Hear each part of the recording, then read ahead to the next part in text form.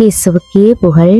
இயேசுவில் பிரியமானவர்களே, இன்று நம் ஆண்டவர் மத்தேயு 22 அதிகாரம் 14 வசனத்தினூடாக இவ்வாறு நம்மோடு பேசுகின்றார். இவ்வாறு அழைப்பு பெற்றவர்கள் பலர், ஆனால் தேர்ந்தெடுக்கப்பட்டவர்களோ சிலர். இந்த அருமையான காலை பொழுதுல ஆண்டவருடைய வார்த்தையை கேட்பதற்கு நமக்கு ஒரு வாய்ப்பு கிடைத்திருக்கிறது. இந்த நவீன உலகத்துல, அவசரமான காலகட்டத்துல அநேகர் தங்களுடைய சுய தேவைகளுக்காகவும் தங்களுடைய எதிர்கால வாழ்க்கைக்குரிய பிரச்சனைகளுக்காகவும் நோக்கி நாங்கள் பயணித்து அவசரமாக செயற்பட்டு கொண்டிருக்கிறோம். தங்கட காரியங்களுக்காக நாங்கள் எங்களுடைய நேரத்தையும் காலத்தையும் செலவழித்து கொண்டிருக்கிறோம்.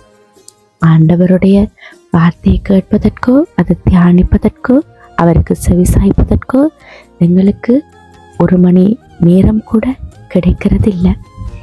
ஆனாலும் எங்கள் ஒவ்வொருவருக்கும் ஆண்டவர் கொடுத்திருக்கிறார். அவருடைய வார்த்தையை கேட்பதற்கு தியானிப்பதற்கு இந்த நேரத்தில் யார் யாரெல்லாம் அவளோட ஆர்வத்தோடு இருக்கிறீங்களோ ஆண்டவர் உங்கள் ஒவ்வொருவரையும் ஆசீர்வதிப்பார். அவருடைய கிருபை உங்களுக்கு நிறைவாக கிடைத்திருக்கிறது. அதனால தான் அடுத்தவங்களை விட நீங்கள் அவருடைய வார்த்தையை கேட்குறீங்க, அவருடைய வழியில் நடக்கிறீங்க. நீங்கள் மட்டும் அப்படி நடக்காம யார் யாரெல்லாம் இந்த இன்பத்தை அனுபவிக்காமல் இருக்கிறாங்களோ அவர்களையும் நாங்கள் இதில் கலந்து கொள்ள, ஆண்டவருடைய வார்த்தையை கேட்கறதுக்கு தியானிப்பதற்கு யார் யாருக்கெல்லாம் இன்னும் நேரம் சந்தர்ப்பம் கிடைக்காம இருக்குதோ அவர்களையும் நாங்கள் இதற்கு அழைக்கிறதுக்கு அவர்களுக்காக ஜெபிப்போம். இன்றைக்கு ஆண்டவர் மிகவும் ஒரு ஆழமான உண்மை இந்த வார்த்தையினூடாக சொல்லுகிறார். இந்த வார்த்தை மூலம் ஆண்டவர் அனைவரையும் தம்மிடம் வர அழைக்கிறார் என்பதை நாங்கள் நன்றாக அறிந்து கொள்ள வேண்டும்.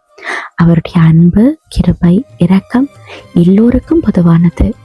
பணக்காரரா, ஏழையா, படித்தவரா, படிக்காதவரா என்ற வேறுபாடு இல்லை. ஆண்டவர் ஒவ்வொருவரையும் அன்போடு அழைக்கிறார். ஆனால் அந்த அழைப்பை ஏற்று அவருடைய சித்தத்தின்படி வாழ்பவர்கள் தான் தேர்ந்தெடுக்கப்படுகிறார்கள். ஆண்டவரை அறிதல் மட்டும் போதாது, அவருடைய வார்த்தையின்படி நடக்க வேண்டும். ஜெபம், விசுவாசம், கீழ்ப்படிதல், அன்பு, பரிசுத்தமான வாழ்க்கை, இவையே ஒருவரை ஆண்டவருக்கு பிரியமானவராக மாற்றுகிறது. இன்றைக்கு உலகத்துல பல சத்தங்கள் நம்மை சுற்றி இருக்கின்றது. வேலை பற்றிய கவலை, குடும்பம் பற்றிய கவலை, எதிர்காலம் பற்றிய கவலை, தனிப்பட்ட பிரச்சனை, உலக ஆசைகள், இவையெல்லாம் ஆண்டவருடைய குரலை கேட்காமல் தடுக்கிறது. ஆனால் இந்த காலை நேரம் ஆண்டவரோடு பேசுவதற்கு, அவருடைய சத்தத்தை கேட்பதற்கு ஒரு சிறந்த நேரமாக எங்களுக்கு கிடைத்திருக்கிறது. நாங்கள் ஆண்டவரோடு பேசுறதுக்கு, அவரோடு உரையாடுறதுக்கு, அவர் எங்களுக்கு சொல்லுகிற நல்ல சிந்தனைகளை கேட்கறதுக்கு நாங்கள் முடிந்த அளவுக்கு எங்களோட நேரத்தை ஒதுக்கணும். நாங்கள் ஒவ்வொரு நாளும் எங்களை நாங்களே கேள்வி கேட்டு பார்ப்போம். நான் ஆண்டவருடைய அழைப்புக்கு பதில் அளிக்கிறேனா என்று. வாழ்க்கையில் உண்மையான வெற்றி பணம், பதவி, புகழ்ல இல்லை, ஆண்டவருடைய சித்தத்தில் நடப்பதே மிகப்பெரிய வெற்றி. அன்னைக்கு இந்த திருமண விருந்துக்கு அழைக்கப்பட்டவர்களோ வசதி வாய்ப்பு, உயர் அந்தஸ்து படைத்தவர்கள்.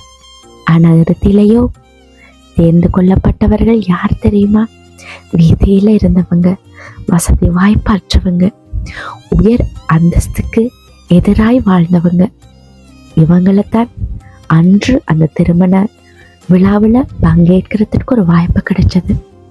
அதே போலதான் ஆண்டவர் அம்மையும் அழைத்திருக்கிறார். நீங்க யோசிக்காதீங்க, நான் வறுமையா இருக்கிறேனே, அடுத்தவங்களை விட எல்லா விதத்திலையும் நான் குறைவா இருக்கிறேனே, எனக்கு எப்படி இதெல்லாம் கிடைக்கும், ஆண்டவர் எப்படி ஆசீர்வதிப்பாருன்னு நீங்க ஒரு நாளும் நினைச்சு உங்களை நீங்களே தாழ்த்தி கொள்ளாதீங்க.